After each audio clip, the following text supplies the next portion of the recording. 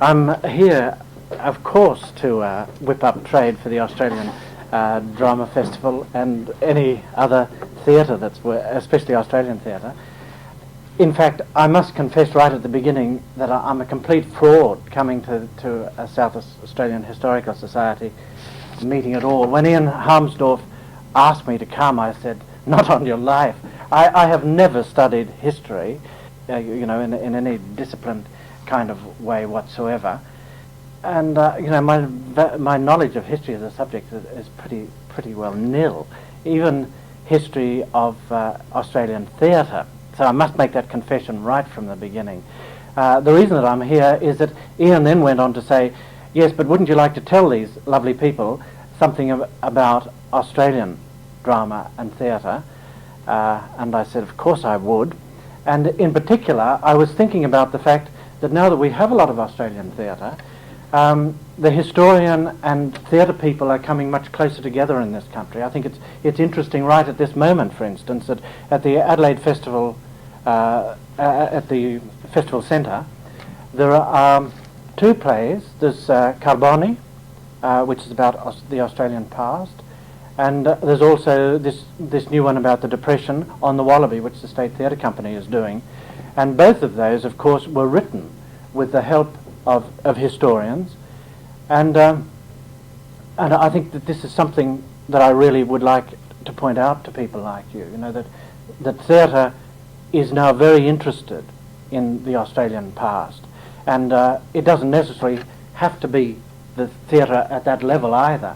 As your chairman has just said, there are 80 community theatre groups in Adelaide and its suburbs alone, and a lot of those are working up things that relate to our history.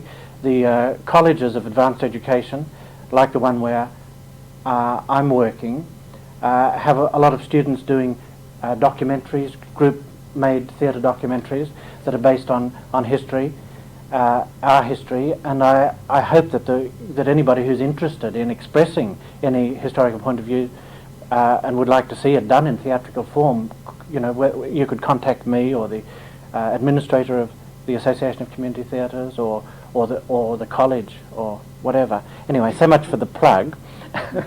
Now, well, it's all a plug really, because as I said, I'm here not because I'm very learned about history, even the history of Australian drama, but because you're the historians, and I'd like to persuade you that it's a subject that we all ought to find out more about. One of our historians, Geoffrey Searle, in his introduction to From the Deserts the Prophet Comes, I think very rightly says, "I deplore the attitude of nearly all teachers in arts faculties in universities who happily tolerate a situation in which more than 95% of their graduates depart without more than a nodding acquaintance with the life and work of one or two of Australia's best writers and painters, and without having read or even heard of the major works of scholarship which have been written about them. And most of these graduates become teachers. In this, as in other fields, the universities are still too preoccupied with their great task of transmitting the world's learning and are paying inadequate attention to their additional duty to study the immediate civilization to which they belong." And coming from a college of advanced education, I would immediately add that we're no better either.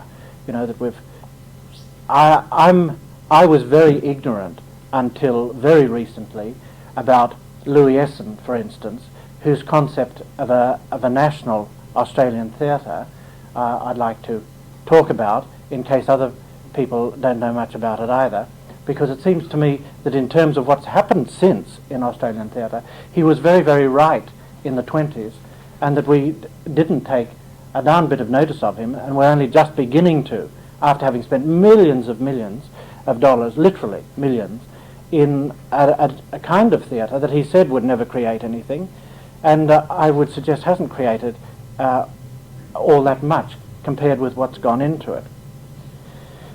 So this evening I propose to tell you a little bit about this almost forgotten theatre movement that took place in the 20s and then died out, and a concept of a national Australian theatre that was tried out for 2 years by this brave little group of people using their own resources without any government or private sponsorship whatsoever. I refer to the pioneer players led by the playwrights Louis Essen, Vance Palmer and Stuart Mackey, and the actor George Daw. It must have been the most important and forward-looking concept of an Australian theatre that had been attempted up to that stage, and possibly even now, up until the formation of La Mama and the Australian Performing Group in Melbourne, and the Jane Street Players and the Nimrod in Sydney about 12 years ago. Way back in 1923, there was an article in the Melbourne Tribune signed by I.S., who's probably Ian Sinclair, I think, who made the following prophecy. He said, "The Pioneer Players are a realised dream that was equally Louis Esson's as he travelled through Europe and America studying the little theatre movement. Of Vance Palmer, returned from his travels and writing in his country home.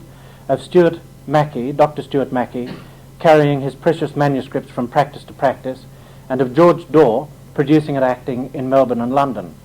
These names will be remembered in Australia as the names of Synge, Yeats, the Fay brothers, and Miss Horniman are remembered in Ireland." Are these names remembered in Australia today, nearly 60 years later? I think probably not, for their work with the Pioneer Players very much.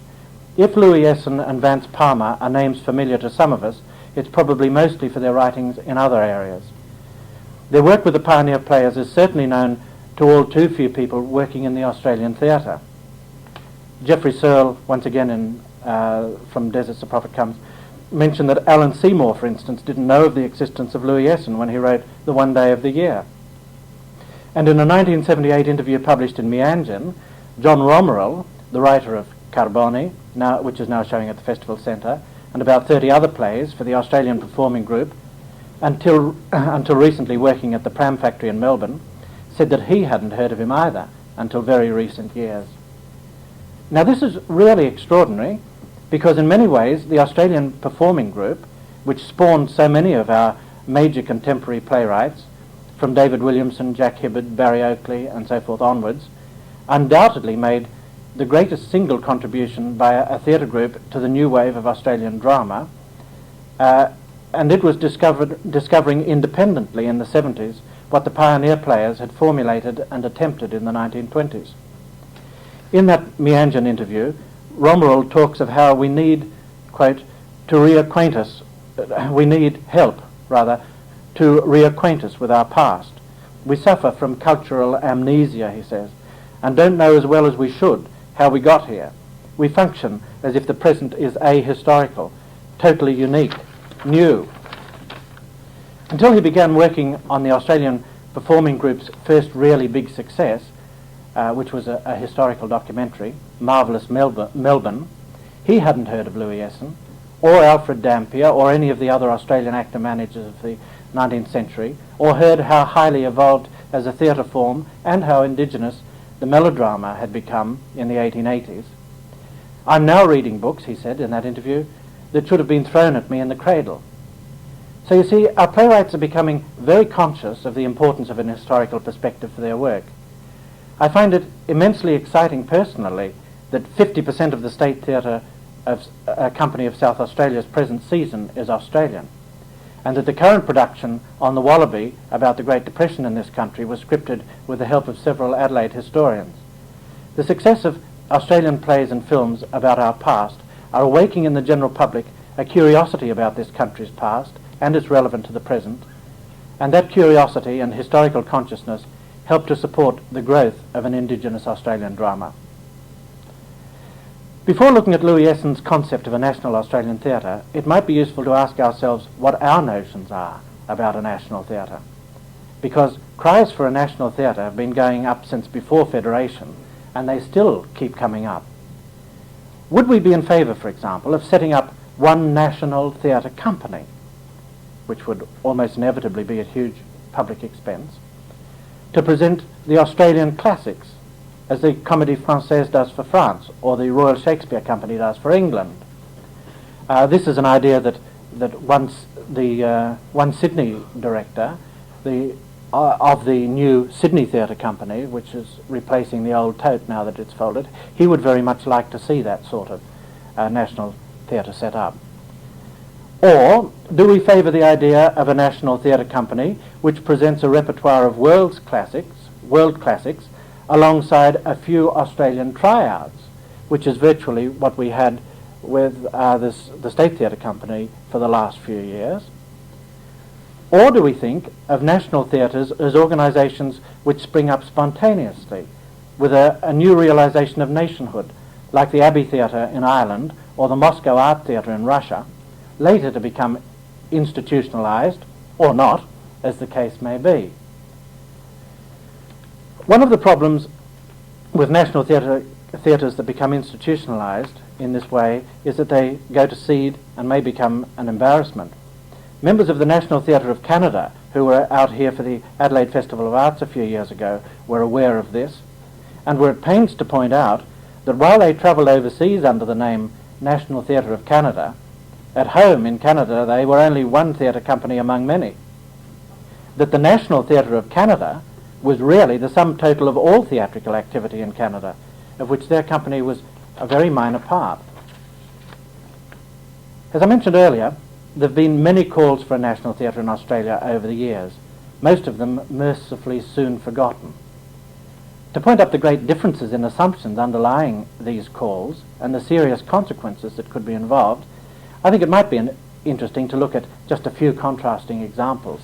They're rather absurd examples, I think, but anyway, the first one is a proposal that came in response to a press advertisement by the federal government earlier this century for suggestions of special modes of advertising Australia overseas, which is one of the functions that's often seen for a national theatre company.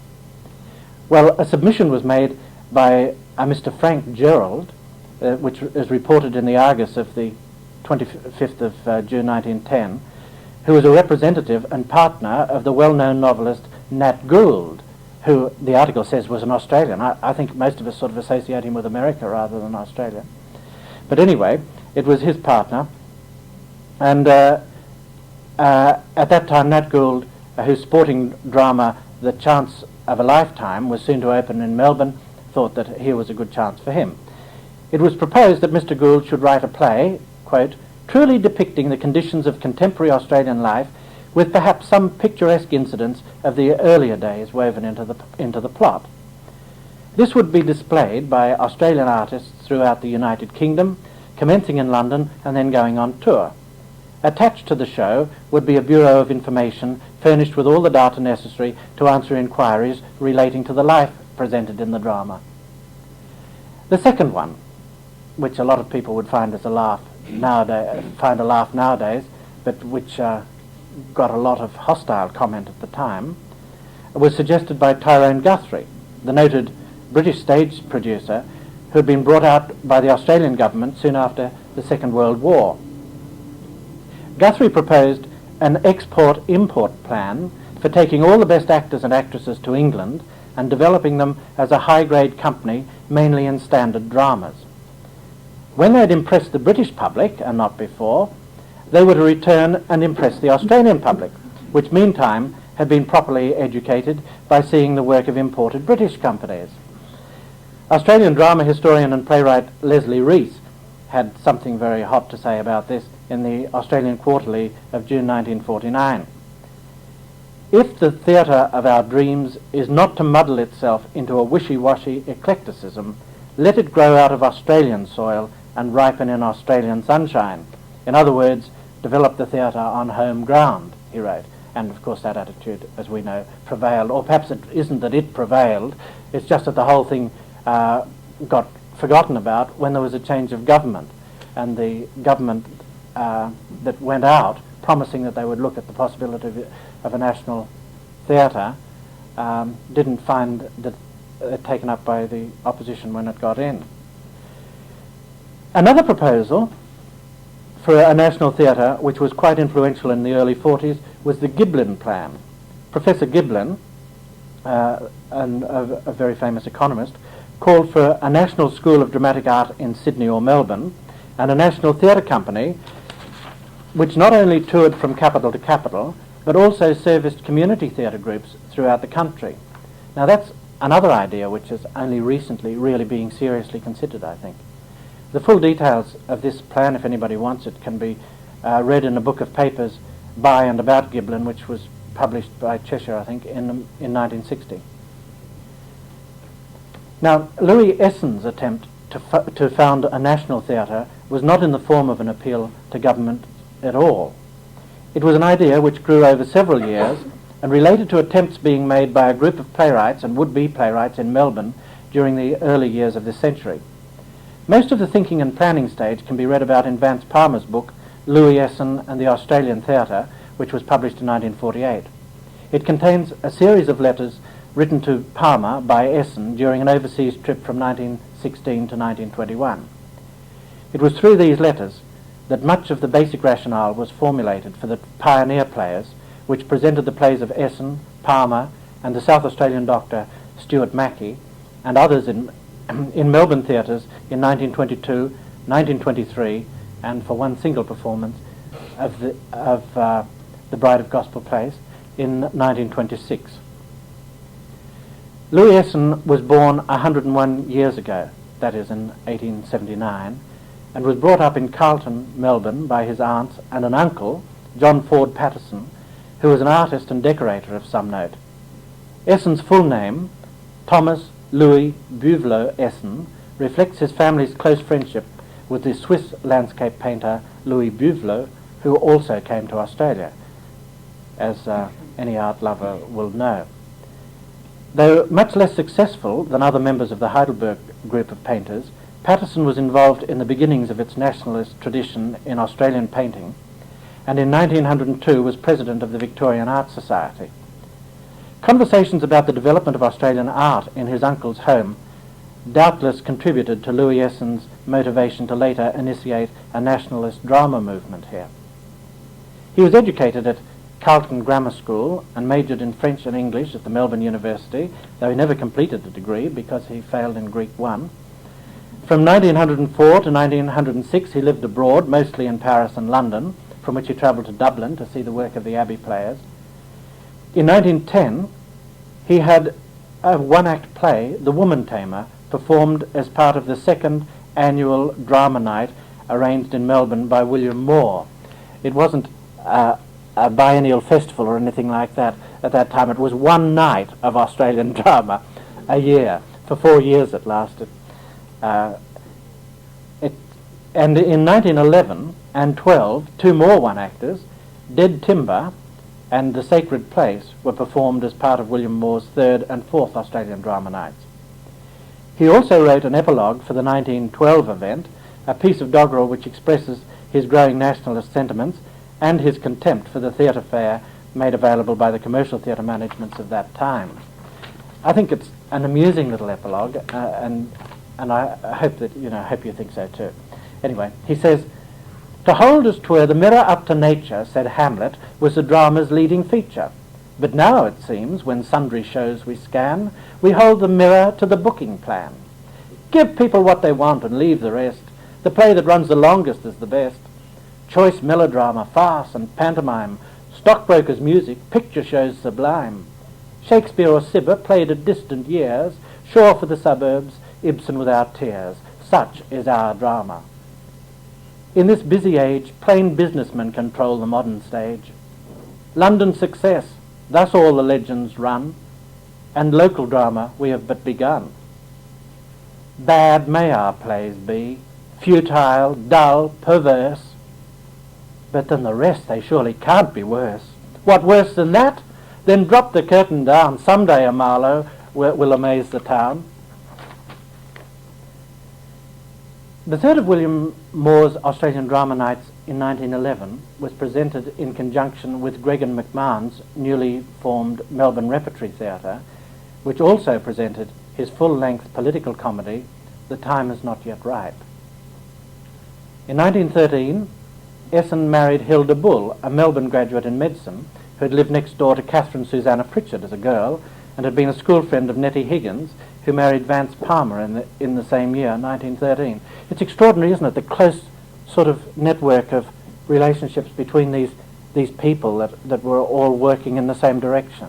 Now, the fact that Essen's nationalism must have been related to the nationalism in the art, in the visual arts, as it so often is in any particular country. You know, that the visual arts come first and then other arts tend to follow a movement, and that all of these all of these rather brilliant people should have known each other so well. Essen's poor health kept him out of World War I, but from 1916 to 1921 he and Hilda travelled abroad. After being impressed with the little theatre movement in the US and witnessing the beginnings of an indigenous American drama, he travelled to England and met W.B. Yeats. And he wrote what I think is a very wonderful letter to Vance Palmer from London in November 1920,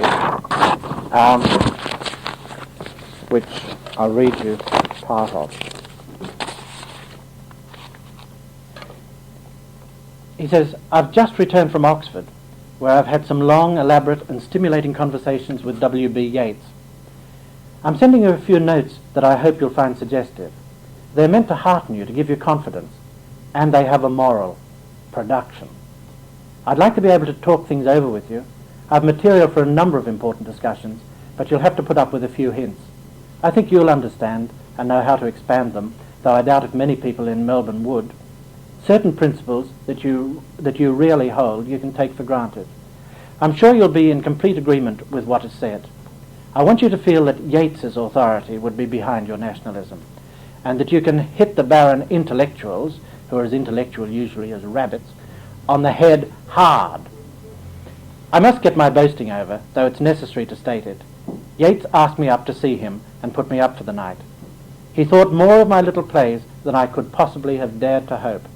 Some of Essen's plays, by the way, were published by a British publisher quite early in the piece, so that he got this kind of acceptance that he couldn't get in Australia overseas, which must have been pretty heady stuff for him. Anyway, going on to what Yeats said, "He thought the dialogue excellent. The atmosphere as suggestive as could be. I told him I didn't think much of myself as a plotter, but he said the 4 little plots were perfect. Plays on really national themes," he said, "not political plays in the ordinary sense, and this is his important principle, help to build a nation in the spiritual sense, while the other type of play, so-called intellectual drama, abstract and cosmopolitan, Galsworthy, Bennett, etc., and the husband-wife lover triangle, not on moral but artistic grounds, will shatter a nation. That is what our scholars fail to realize. Their arguments look good on the surface, rather difficult to meet sometimes, though they are quite unsound. We are on the side of life, and they means too many people in Melbourne, are on the side of death and desolation, and yet most people would be against us." Yeats thought we ought to get the theatre going no matter how small. A good 50 enthusiasts are better than 500 indifferents. You must see Stuart Mackey about this. He has a sympathetic, philosophical personality. He will feel what is right. The plays we give should be all national. Academics will say we haven't got them. Well, we've got to get them. They'll never get them, or anything else. At the beginning of the Abbey Theatre, Miss Horniman wanted to do, with the local plays, the European masterpieces. That is what our repertory theatres have tried to do. Yeats said he wavered, but that inquiring man, Mr. Singh, objected, and the Irish drama was saved. "A theatre like that," said Singh, "never creates anything." Isn't that true? What did McMahon create? What did Hilda's University Society, that did Shaw, Galsworthy, etc., create? They should have discovered me for a start, which they didn't. What has Adelaide ever done with all its list of plays? The same applies to the writing of novels. Stuart's English plays, if he does them, are all in vain. The local play, Yeats says, will also produce a better type of acting. There are no bad models to imitate. Yeats said they had to kill the pompous literary humbugs for a start. Their idiom was objected to as not being English. They retorted by showing that the professors couldn't write at all. It's really the same battle, it always is. I wish I could give you the faintest suggestion of his intellectual power, the strongest I've ever met, even apart from his imaginative insight, vast erudition and wonderful humour. In the midst of some elaborate discussion, he'll drop in an outrageous story, but it always has an application and is not given for its own sake. Why, in a Catholic country like Ireland, have most of the writers been Protestant? Yeats said it was simply education. In the age of Huxley, etc., the Catholic Church had to be on the defensive. But now that age is past, and probably in the future the Catholic education will be better than the Protestant, and the Catholics produce the best writers. Is Australia a race yet? Could it develop a nationality in 100 years? He says yes. It was so in Iceland. Iceland produced its heroes, conscious of their nationality, though they have been on the island for a far less time than we have been in Australia. I'll drop Sinclair a note next mail on some other topics suggested. Do you think we could convert him to a national view? His classicism is not unsound, but I don't think it is fruitful, that is all. He is regarding literature from an absolute standpoint. My point would be simply that absolute truth doesn't matter. Our job is to do something, however poor it is, but something. And classical rules won't help production. Also, in his theology, I want to suggest the possibility of a new colouring in new conditions.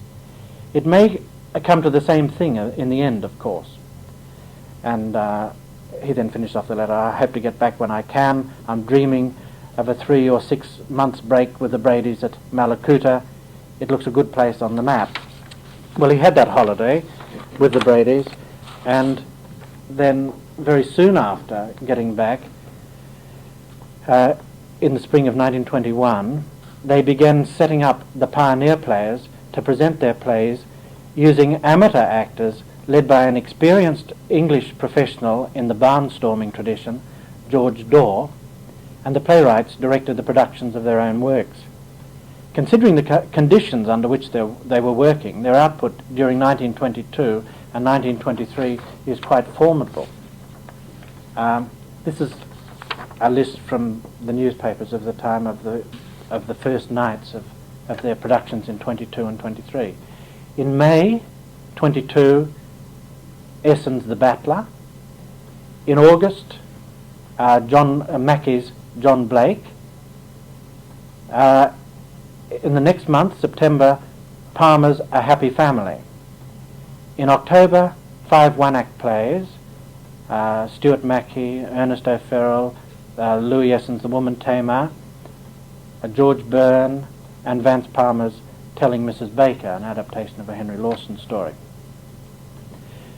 So that was a pretty hectic first, 5 months.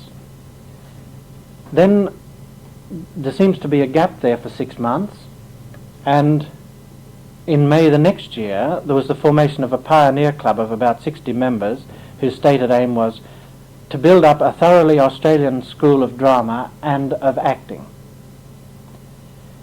Then they went into production. In June there was Louis Esson's Mother and Son with Alan Mulligan's The Voice of the People as a curtain raiser.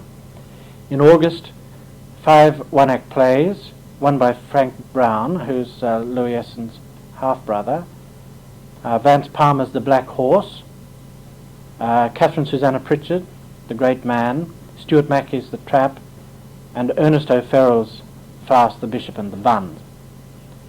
Then in October, another 4 one-act plays. There was Pritchard, Pioneers, Fernley Morris, A Disturber of Pools, Louis Esson's The Drovers, Vance Palmer's Travellers. By that time, their resources and their energy seems to have flagged until that 1926 production of The Bride of Gospel Place, which I just mentioned. And towards the end of that year, George Daw died, which seems to have been a very bad blow to them. And they didn't do any more productions again. In money terms, Esson's vision of a national Australian theatre was laughably modest compared with today's government subsidies to theatre. It's summarised in the words of Vance Palmer in the book Louis Esson and the Australian Theatre, like this: a little theatre where authors, actors, scene shifters and artists can be brought together in a spirit of creative activity. All engaged in the theatre, he believed, should be inspired by the feeling that they were making something new, and that feeling would most easily be aroused if the play really was new. At the time, he didn't worry about the lack of plays. It was his conviction that playwriting couldn't be learnt in the study, and that sufficient plays would be forthcoming when there was a theatre ready to receive them.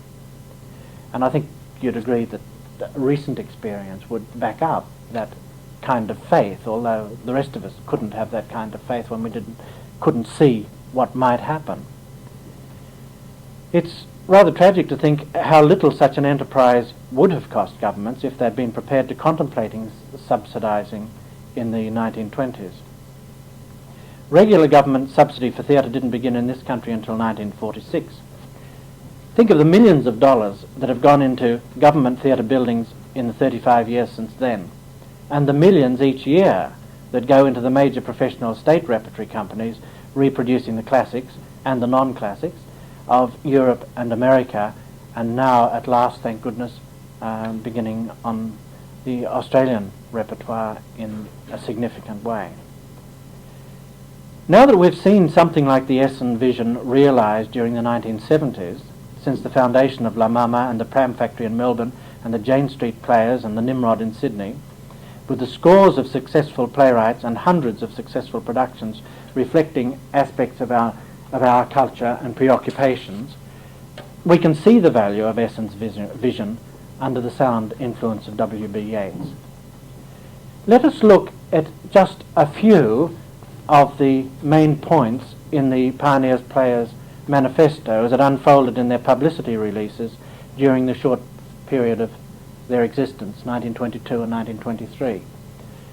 Firstly, they saw the importance of creating a new form of acting, a new kind of acting. To encourage a school of drama and acting that will be free from convention but sincere and distinctive, the Herald printed as their stated aim on the 9th of May 1922 after the first night of Louis Essen's The Battler. For the Herald reviewer, they succeeded in this. He wrote, "The acting was for the most part natural and free from the conventions that dominate many professionals. It's extremely unlikely that we would think much of the acting of that production if we could see it today, I think. But the intentions behind what they were doing is remarkably similar to the intentions behind the founders of the Australian Performing Group in Carlton about 1970. They were reacting against what they, this is the APG, the Australian Performing Group, were reacting against what they perceived as an elocutionary mannered style by the professionals at the Melbourne Theatre Company. The name Australian Performing Group indicates the emphasis on performance style for them. And yet the APG became the most successful theatre for turning out playwrights that we've ever had so far. And I think that's an interesting thing about a lot of the publicity about the Abbey Theatre too in Ireland. You know, people were talking a lot, first of all, about getting Irish acting, and what happened as a result of that was, these wonderful Irish playwrights. The quite central, of course, to the whole idea was their prejudice against the repertory system, which was then only a very young movement, but which has dominated most of this century in theatre. Here's a letter from Hilda Essen in the same newspaper. When Miss Horniman gave the Abbey Theatre the money to start, she wanted them to put on not only Irish but European masterpieces. Some of the writers thought with her, but Yeats and Synge said, "A theatre like that never creates anything." This, I suppose, is where the pioneer players were even firmer than contemporary Australian groups in sticking to their principles. They presented new works and new works only. Their rejection of the temptation to fall into repertory patterns was complete. "A theatre like that never creates anything," Yeats had said, and the phrase recurs frequently in their publicity handouts.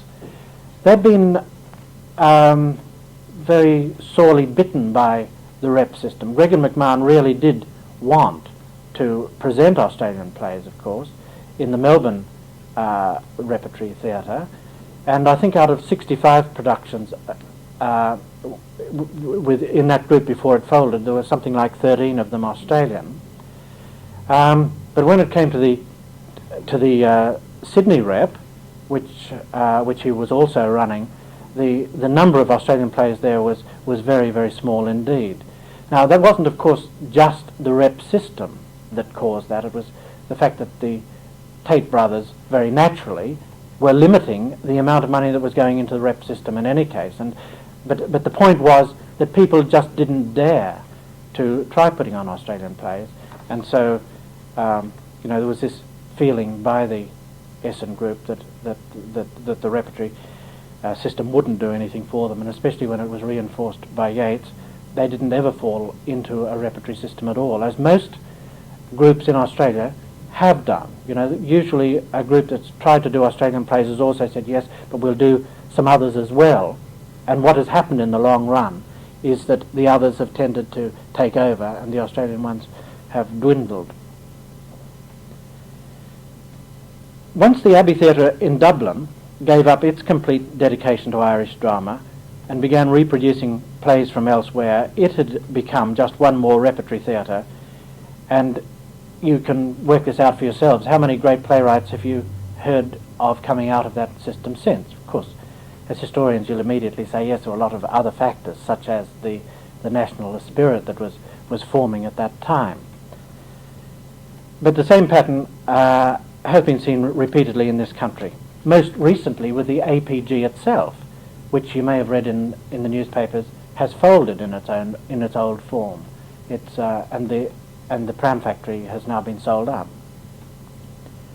Right, the third point then about their rationale. The pioneer players emphasised the value of teamwork and the motivation of everyone in the group. Vance Palmer wrote for the New Outlook in September 1922, "For years, Mr. Louis Essen has been preaching the doctrine that only a body of people working with common aims could create anything in Australian drama. The art of drama, unlike some of the other arts, is a cooperative thing. Its medium is the enthusiasm of the super and the stage carpenter, as well as the dialogues of the chief characters. And the feeling of doing original work combined all the living instruments together as nothing else will, stimulating them to do their best.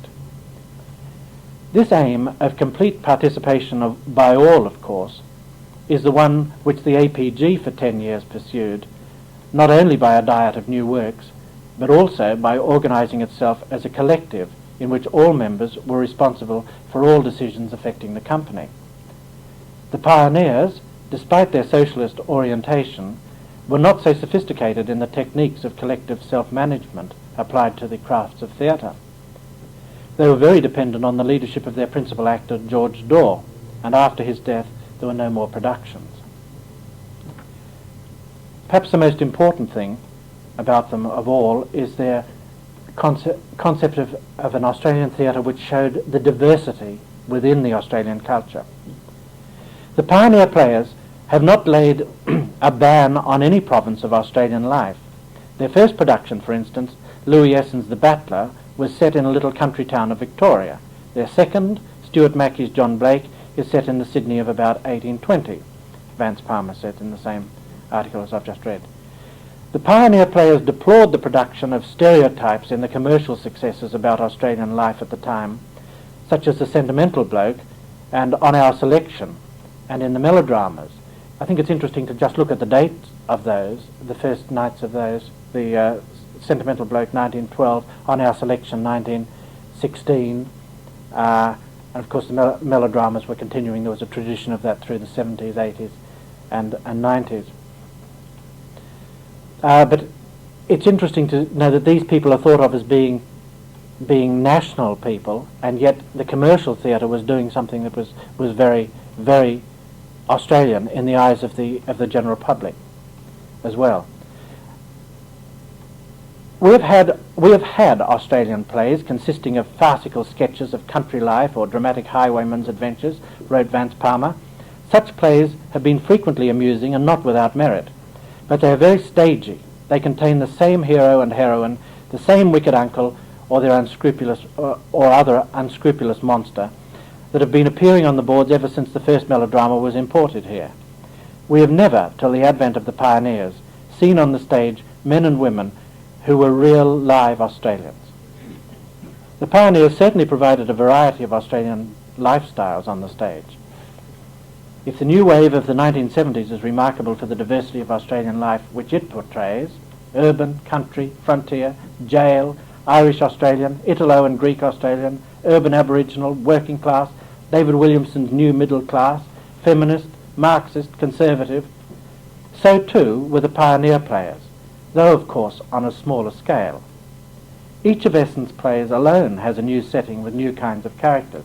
Society drawing room, political party room, a poor selection, a city slum, public hospital ward, outback droving camp, Eureka stockade, etc., etc.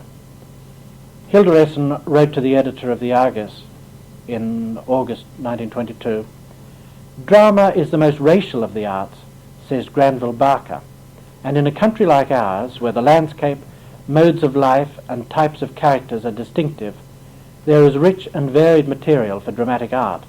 The pioneer players welcome varied types of plays, but insist that everything they present should be a sincere and lively interpretation of some phase of Australian life." Just as the pioneers were seeking a natural, unpretentious style of acting, their publicity statements are surprisingly modest in tone for theatre publicity. Essendon himself seems to have been very realistic about the level of the pioneers' achievement. "We claim no special credit, no special merit for anything that's been done," he told a reporter for the Herald in May 1923. "All that we claim is intention. Some day there may be results, but Australia must not expect them too soon." When it came to pretentiousness in others, however, he was far from tolerant. At times he was quite outrageous. I'll finish this evening with an amusing little story that I found in The Sun in October 22, which is entitled "Louis the Modest." A swell audience had assembled at the Playhouse to hear Nettie Palmer, the gifted wife of Vance Palmer, lecture on the drama. After the lecture, a well-known literary dilettante rose to speak. After graciously eulogizing the lecture, he proceeded, "Now we come to the works of Louis Essendon." And wasn't the distinguished dramatist in for a slating? There was a thrill of starched waistcoat and powdered bosoms when a shrill voice rang through the theatre from a back seat. "For God's sake, sit down," it said, "and try to do some decent work of your own." The other seemed frozen with horror.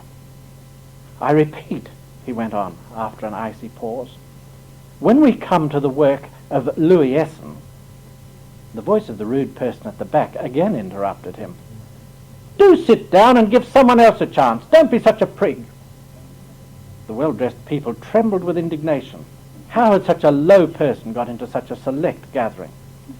When another effort was followed by another interruption, the speaker lost his temper and his dignity.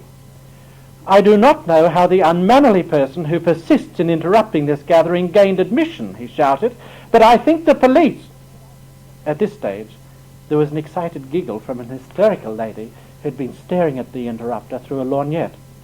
"Goodness," she screamed, "it's Mr. Essendon."